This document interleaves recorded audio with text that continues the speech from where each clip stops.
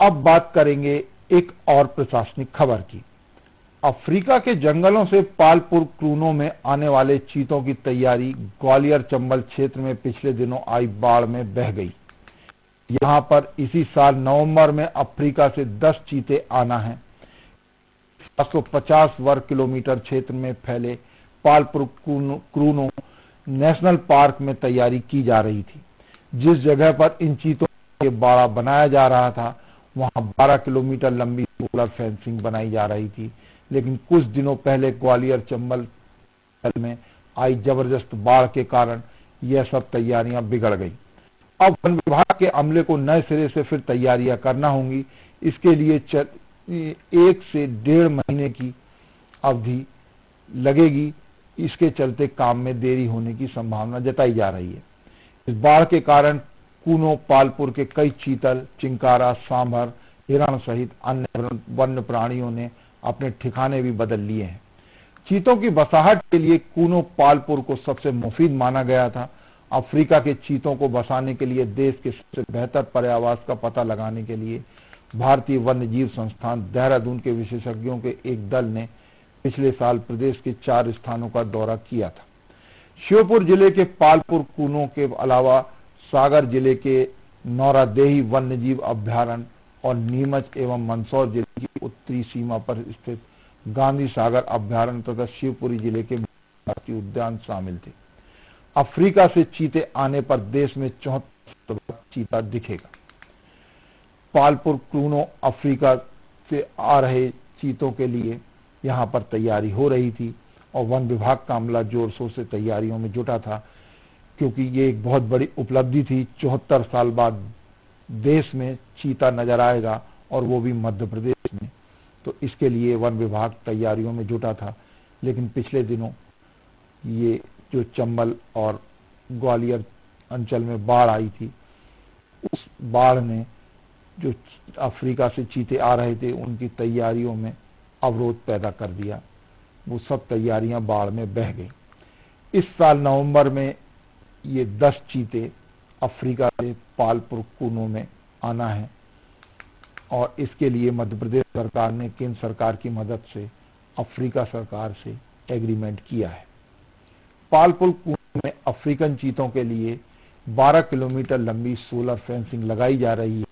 इनकी सुरक्षा के लिए ये सारे इंतजाम हो रहे हैं। चीता की तैयारी में अब 1 से 1.5 महीने की देरी हो जाएगी। बाढ़ का दौर खत्म होने के बाद विभाग का अमला एक बार फिर तैयारियों में जुट गया है।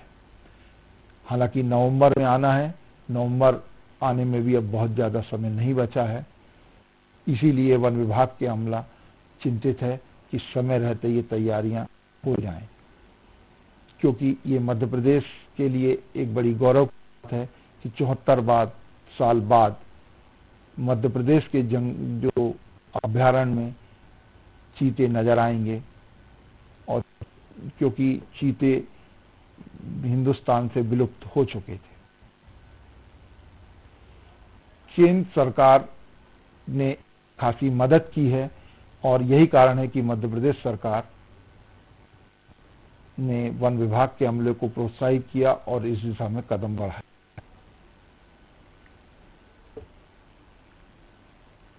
अब रुख करेंगे एक और प्रशासनिक खबर की। आमतौर पर किसी आईएएस के रिटायर होते ही दूसरे आईएएस अफसरों को तत्काल प्रमोशन मिल जाता है, लेकिन वर्ष 1991 बैच के आईएएस अफसरों को इंतजार करना होगा। इस महीने 2 सीनियर आईएएस रिटायर हो जाएंगे। मध्य प्रदेश में पदस्थ कृषि उत्पादन आयुक्त और प्रोफेशनल एग्जामिनेशन बोर्ड के चेयरमैन के सिंह और केंद्र सरकार में प्रतिनियुक्ति पर केंद्रीय लोक शिकायत एवं प्रशिक्षण विभाग में सचिव के पद पर पदस्थ 1985 बैच के आईएएस अफसर दीपक खांडेकर का इसी महीने रिटायरमेंट है। के सिंह के रिटायर होते ही 1990 बैच के आईएएस और महिला एवं बाल विकास विभाग के प्रमुख सचिव अशोक शाह अपर मुख्य सचिव के पद पर पदोन्नत कर दिए जाएंगे। अशोक शाह इस बैच के इकलौते अधिकारी हैं जिनको एसीएस बनने में इतना लंबा समय लग गया।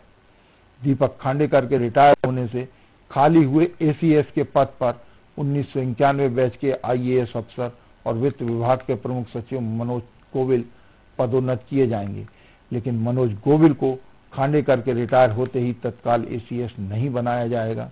दरअसल वर्ष 1991 बैच के आईएएस अफसरों को एसीएस बनाने के लिए एक साल डीपीसी होगी। इसके बाद ही एसीएस पद पर पदोन्नत किया जाएगा। 1991 बैच के मध्य प्रदेश काडार में केवल 3 अफसर मनोज गोविल, अशोक वर्णवाल और मनु श्रीवास्तव ही हैं। अगले महीने सितंबर में एसीएस स्तर के अफसर राधेश्याम जुलानिया रिटायर होने जा रहे हैं। इसके बाद डीपीसी होगी। इसी वजह से मनोज गोविल को एसीएस बनने के लिए अभी इंतजार करना होगा। इधर मध्य प्रदेश पुलिस में 1 सितंबर को वर्ष 1988 बैच के एडीजी सीआईडी कैलाश मकवाना पदोन्नत होकर डीजी बनाए जाएंगे। उनके बाद नवंबर से वर्ष 1989 बैच के आईपीएस अफसरों का प्रदेश में डीजी बनना शुरू हो जाएगा। डीजी होमगार्ड अशोक दोहरे इसी महीने रिटायर हो रहे हैं। दोहरे के बाद पुलिस हाउसिंग कॉर्पोरेशन के चेयरमैन एवं डीजी विजय यादव अक्टूबर में रिटायर होंगे।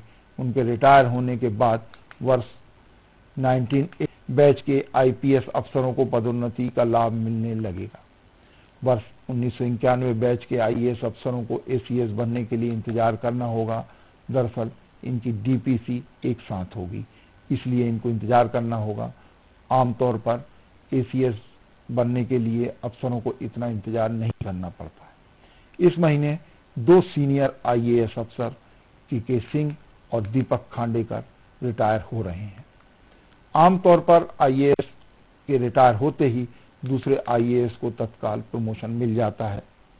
दीपक खांडेकर की खाली हो रही पोस्ट के पर डीपीसी के बाद मनोज गोविल पदोन्नत होंगे। वर्ष 1991 बैच के आईएएस अफसरों को एसीएस बनाने के लिए राज्य सरकार अगले महीने डीपीसी करेगी। उसके बाद ही इनको पदोन्नति मिल पाएगी। 1991 बैच में 3 आईएएस अफसर मनोज गोविल, अशोक वर्णवाल और मनु श्रीवास्तव हैं। के सिंह के रिटायर होते ही वर्ष 1990 बैच के आईएएस अफसर अशोक शाह एसीएस बन जाएंगे।